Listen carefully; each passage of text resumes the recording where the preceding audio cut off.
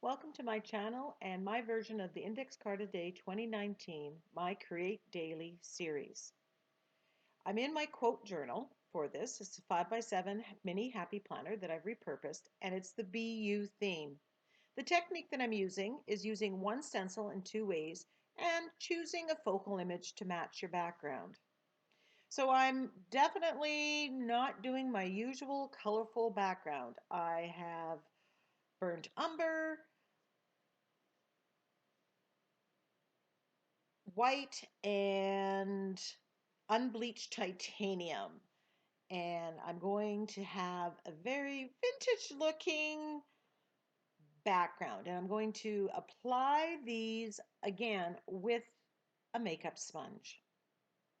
Now the surface here has been gessoed, and I spray a little water if the paint isn't blending quite the way I want it. I can spray the water right on, or I can just get the makeup sponge just a little bit wet. I just want a soft colored, and I'm finding if you add white to this, it just kind of mellows it out, looks great. I want some darks, I want some lights, I want a variety of shades and color, all in this very neutral brown. I've been seeing a lot of posts where people are using browns or grays with other colors, and I decided I need to play with that. So this probably won't be the last one that you're going to see where I'm using kind of a neutral background and then introducing another color. I'm loving the soft, cloudy look that I'm getting here. And again, with acrylics, if you're happy with it, let it dry. Then you can come back and add more of the color and not be worried about it blending too much. So I have my darkroom door script stamp, which is a larger size script, which is why I bought it. And I love this. I also love the size of it. And I'm putting the burnt umber paint on there with a makeup sponge. And I'm just going to stamp this script into the background. Now, I could have done this with ink. I like the little extra texture you get when you use acrylic paint.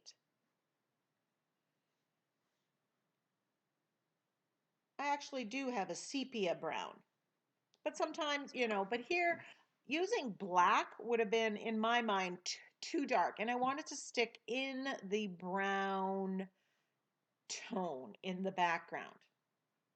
So as I'm looking at this, I'm deciding, I'm going to grab the copper paint, and that's what I just showed you, and introduce the copper to the background. I'm going to do another layer of script. Now remember, in this purpose, I don't want to have to read it. I just want, it's a design element that I'm using in the background. Now, unless I tilt the page, you're really not seeing this copper. It's not giving me the effect or really showing up as much as I'd like, but I'm adding it through the whole thing, saying, you know what, it's a design, it's a feature in the background, it's, just adds another layer of interest. I'm good with that. Now I'm just spraying this with my Murphy's Oil soap, dish soap, water combination, and I'm grabbing a stencil brush and I'm cleaning the stamp. If you stamp with acrylics, you need to take the time to clean them, get that ink out. While I don't need it to be pristine, I do need it to that. Now this is daisy chain. It's a Crafter's Workshop stencil. And I took that copper paint and I have that smaller daisy right there. And I've put that throughout the background. And that, I'm loving the effect. It's not in your face, it's not image forward, but you definitely you see the shimmer, you see the shine, you see the pattern. And it's working really well with the script stamp in the background, with the blended browns that I put. Loving it. This is a new stencil to me that I purchased. And while it's a Mandela stencil, you don't have to use it strictly and only as a mandala stencil. It's a 12 by 12, so it would be way too big for this one. So now I'm just edging this with copper. I have that paint on my palette, so I'm going to use it. The brown, the copper, I'm going to use it when I have it as opposed to letting it sit and dry. And quite often if I'm shading before the end in the finishing part, I'm using that as think time. What do I need to do next? Am I happy with this? Do I want to add something else? Do I need to add something else? So we have the paint, multicolors of paint that add interest. We have the script stamp that adds another layer in two colors. Then we have the daisy pattern, the small daisy pattern on there. So I'm coming back to this same stencil. We have this larger daisy flower in the middle. And I'm thinking, okay, if I put it up here, where will I put my sentiment and which sentiment do you want to put? Now, for this one, I did not have a focal image pre-picked. I did not have a quote pre-picked. What was driving the creation of this one was I wanted to do a very neutral based brown background with a color. So here I chose the red. And again, I believe I saw someone's post, something on Pinterest, where they use those color combinations. And I thought, I really like how that works. The rest of my page is 100% what I'm putting together, but I did take the colors. I liked how they played together. I liked how they looked. So you might look at this and say, I like how she did this. And that might be the only thing you're going to take from this video, as opposed to recreating an identical page. When you're learning, sometimes recreating an identical page, following the steps, works really well. And you can totally do that. But feel free to just pick a single element, something that speaks to you. That's where you get inspiration. So I decide I'm going to do this daisy flower on the top and the bottom in this, I believe it's alizarin crimson. It's paint. And I'm debating whether I want to put another one here.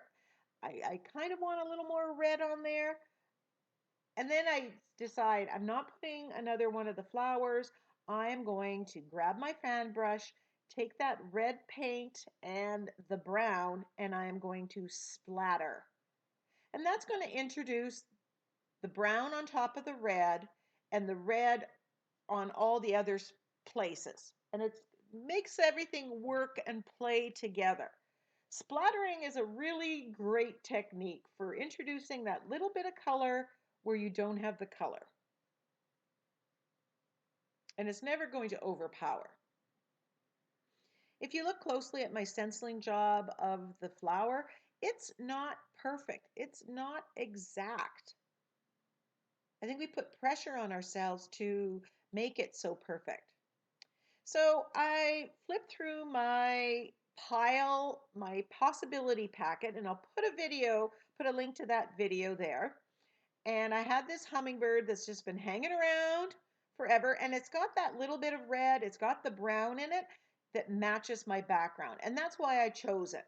Once I picked that, flipped through my sentiments, I found the use your wings. Now the one that I have right there is on deli paper. I printed it out on deli paper, and I have a video that shows how you can do that. Actually, there's two videos using two different printers. And I had one printed out on copy paper. But I'm using the deli paper one because I don't want the white to show. There's no real white on this page. It looks stark. It looks like it doesn't belong. Whereas the deli paper, when I use it, it's going to disappear more than the white of the copy paper.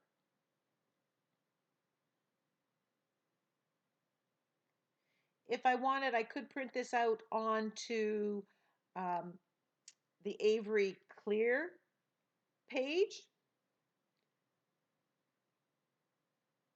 But again, part of this is using my stash, using stuff that I already have. And I've got a pile of sentiments that I've printed out at different times when I print out a whole page that are just sitting there. And I want to use them. So I cut this one up. Although looking back and watching the video now, having it the whole thing on the top flower, I really liked that arrangement as well. But my thought here was I want that flower to really stand out. So I didn't want to cover it up with anything.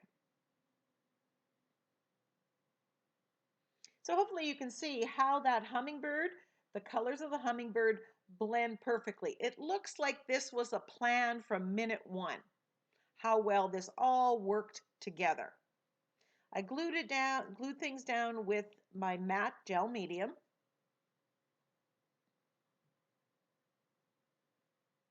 I'm absolutely loving this, and this color with the stencil, everything, every component of this, I want to duplicate on a larger canvas. Now I want to shade around the hummingbird, and I could do the float acrylic technique, but here I've grabbed my woodless charcoal pencil. This one's soft, and it's been sharpened to a point. And I grabbed the blending tool, Tortillon, I believe it's called, and I'll put a link to it in Amazon so you can actually see the word and buy it. I'll put a link to the stencil if I can find it as well. If you shop through my Amazon links, I do get a small commission. Thank you very much. But feel free to, once you go through my door, shop for whatever you want. It doesn't have to be a craft product, and it doesn't have to be necessarily what I link to, and I will still get a small commission. I try to select the items that are the best price and don't have shipping, but sometimes those things change. So, be protective of your crafting dollars and check. Make sure you're not overpaying, or, look for the best deal you can get. And I'm putting the black around the edge, and I like that softness. Now the black fits here because there's the black of the sentiment, and there's a little bit of black or darker gray on the hummingbird.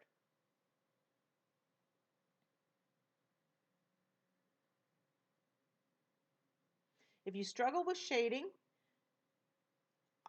I highly recommend using the woodless charcoal pencil. Whether you blend it just with your finger or you blend it with the blending tool. So here are some close-ups of the finished page. I hope you love it as much as I do. Give me a thumbs up, leave me a comment, and I'll see you for the next video.